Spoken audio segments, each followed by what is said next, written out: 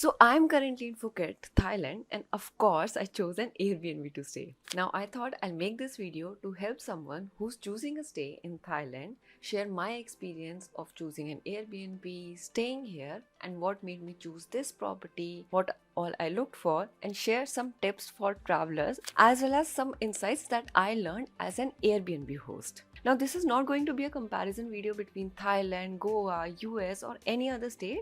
This is just my experience in Thailand, what we can learn as travelers, how to book better, and as hosts, how to host better. Now, before I show the place, first, let me briefly introduce about choosing properties in Thailand. There are three types of buildings that you'll come across, especially in Bangkok. First are condos. Now, condos are buildings where every unit inside is owned by an individual. There is a central building management, but the units would be owned by different individuals and you'd be renting from an individual owner. The second type is serviced apartments, where all the units in the building are owned by the owner of the building. They are run by a central office and usually more services are provided by them. And the third type is a hotel. Now you'll come across properties which might look like condos, which might look like serviced apartments, but they are in fact hotels. So while scouting a place online, you'll have to carefully understand what kind of place are you looking for and what are they actually offering. Now, how do I select a place to stay? Well, there are a couple of factors that I look at before I finalize on one place.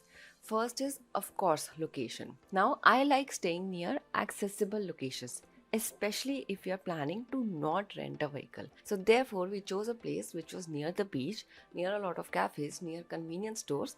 That made our moving around much more easier. At the same time, we wanted to stay somewhere peaceful. We read about the most popular place, but also read that it tends to get crowded, so we avoided that area. Second factor is that the property should be spacious. Now, one thing that I look at while booking the place is the size of the property or the apartment or the villa size. That gives me a better idea of how much space we'll be getting. If you look at pictures, you'll understand the organization of furniture, how much space is there to move around. All of these things matter a lot when you're staying for a longer stay. 1 or 2 days is fine, but if you're planning to visit for 1 week or more than 1 week, space matters a lot. And my third criteria is that the place, the location, and the property should be work friendly. Now, it's almost 99% that whenever I'm traveling, I would be working since my work is remote. For that, I need good Wi-Fi connection, good amenities, conveniences around like 7-Eleven or delivery to the place. All of these small things helps me decide whether I would be able to work peacefully, productively in a place or not. Now that I've told you about the factors that I look at, let's look at the property and let me know what do you think about it. Okay, so we chose a 2 BHK property since both of us required separate rooms to work since we are working from home or we are remote working. But there was a big spacious living room, as you can see. It had a TV, it had a good sofa set, plus there was a balcony also with a really great view. And you could also see the swimming pools from there. A lot of people would swim in Phuket in Thailand, so we chose a property which had like a nice swimming pool. So overall the place looked quite well kept, quite clean, spacious, well lit and all. That's me. Hi everyone. And even the bedrooms were quite spacious. I would not go into my friend's room since my invasion of privacy, but I would show you my room. There was an outside common bathroom and an attached bathroom in my room. There was a work desk in the room, a good bedding. Overall, the experience was pretty good. The place was pretty good. Talk about the check-in process, it was quite smooth.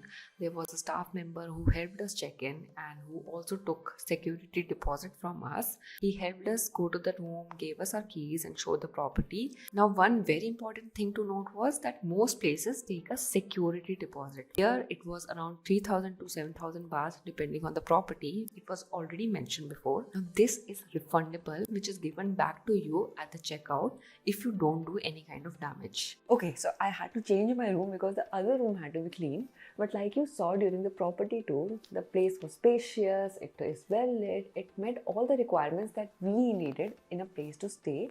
However, there was one thing that did surprise me and that I observed in all the Airbnbs in here. Electricity and water bills had to be paid by the guests. That was specified by all the Airbnbs, all the listings that I went through, and this was charged over the nightly cost that you would have to pay as per your consumption. But despite that, overall the place seemed safe, secure and well suited for our needs. Now, if I talk about the cost, well, this place costed us around 10,000 rupees per night.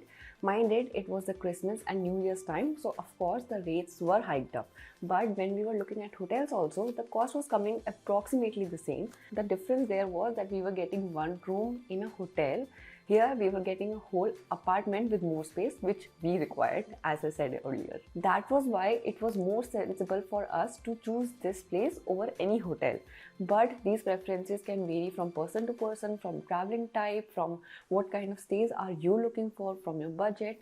So all of these are variable factors. Now, considering that only, I would want to answer the question that you might be thinking of, that why should you choose an Airbnb over hotels in Thailand? Well, Airbnb serve every segment of the audience, whether you are a budget traveler, a family, a couple, or even a solo traveler. Personally, I like choosing an Airbnb because I feel that it gives a little bit more insight on the local culture there. For instance, our place was just 2 minutes from the beach behind a local Thai restaurant with whose owner we had made friends with, and he shared a lot of local recommendations. Even our host was quite friendly and casual, and we were constantly conversing with him to understand our travel options, to make our further plans better. Now, these are the things that I feel that you miss out on when you stay in a global hotel brand such as Radisson, Pullman. I'm not trying to diss on them, but I'm just saying there's a difference in staying in a hotel and a homestay. These hotels also have an experience, so it honestly depends on your preference in that particular trip. Now, talking about stays only, I would like to share some tips that I found useful for all the travelers who are planning to visit Thailand. First is the location of your stay.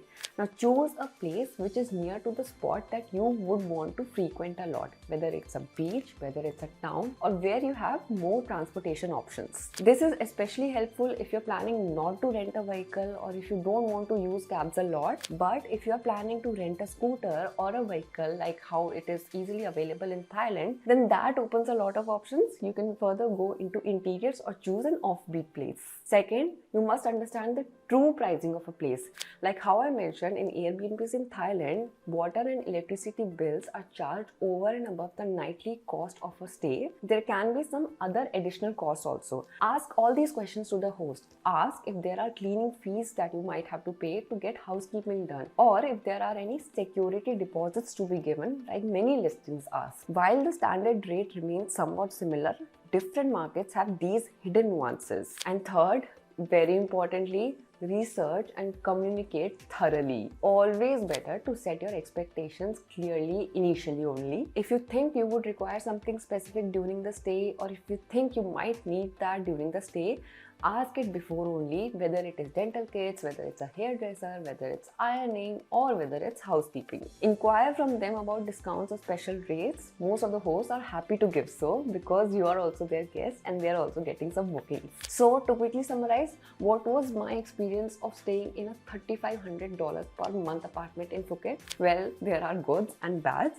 The goods, of course, being the apartment was really spacious, it was close to the beach, it suited our needs of working remotely, good Wi-Fi, good host, good communication. All of these factors ticked off the place for us.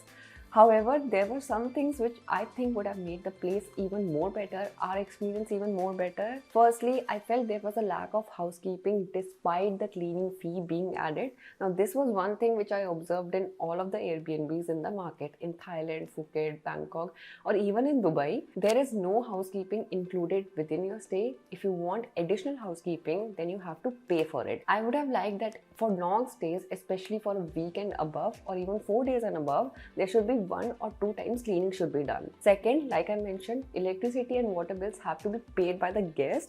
Well, that seemed a little awkward to me, because if I'm visiting a place on a vacation or on a short trip, then I don't really expect to pay for the bills, right? But I can understand the difference of opinions there. And thirdly, one thing that I think that lagged in the place was a washing machine. Now, we were staying for 1 week long. Of course, we would have laundry to be done.